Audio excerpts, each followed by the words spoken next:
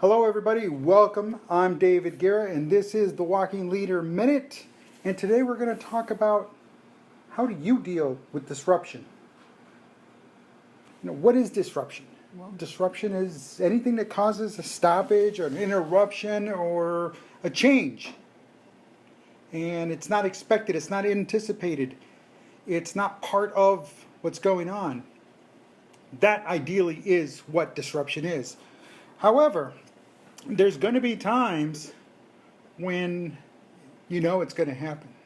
You're busy, your head down into something, you're doing some work, and the next thing you know, the phone rings. The next thing you know, someone's knocking at your door. The next thing you know, you're run out of gas. Disruptions. They're going to happen. Sometimes they're man-made, sometimes they're natural. Sometimes they are intentional, sometimes they're just not. But as a leader, you have got to learn how to roll with them, how to deal with them, how to, well, accept the fact that you have to expect them. You have to anticipate them and understand that they're part of change, they're part of life, they're part of everything that's around us.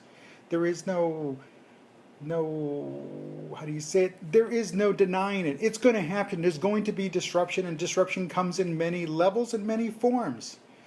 But disruption can also be good and bad. Remember that. Good and bad disruption. Bad in that it can break the workflow. It can disturb the groove that you're in. Remember I said your head down, we're working, making things happen, and boom. And it can happen at any point, and it just disturbs the workflow. But it can also be good. Disruption can be good in that it gives you a chance. It's more like think of it as a checkpoint. Along the way, along this route, you've got to cross certain checkpoints. See how you're doing, see how things are going, see how life is progressing as you're doing what you're doing, as you're doing your job. So understand that disruption can be good and bad. It's all how you deal with it and how you perceive it. If you perceive that disruption is going to be a good thing, you anticipate, you plan for it, you roll with the punches. Now, how do you deal with it? How do you prepare for it? How do you anticipate it? Well, you practice. You practice disruptions. Obviously, before you get working, say you're in an office, and you shut your door because you're going to be busy, you practice in your mind what to say to people and when they come knocking at your door. Hey, I can't talk right now. I've got this deadline to meet. You're at a construction site, and you're clearing the ground so you can lay the foundation, and all of a sudden you've got these natural gas pipelines that are running through there. Well, these pipes, what do? You can't just tear them up. You plan for things like that. And a lot of it, some of it's already understood. It's there. You already know it's there.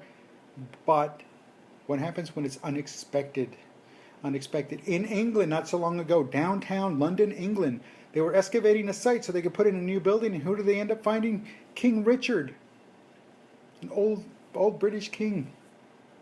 They weren't expecting to find him there, but there he was yet. So everything came to a grinding halt. But again, these disruptions are good or bad, it doesn't matter. Understand, they're all good. It's how you deal with it that matters. So as a leader, be prepared for it, expect it, and you know what? Practice for them. Practice for disruptions, because they're going to happen any place, anytime, at all levels, and come in all forms. It doesn't matter. So get out there, practice, anticipate the worst, and sometimes it'll never happen. It'll never arrive. So listen, folks, my name is David Guerra. Thank you for watching. This has been the Walking Leader Minute. Until next time.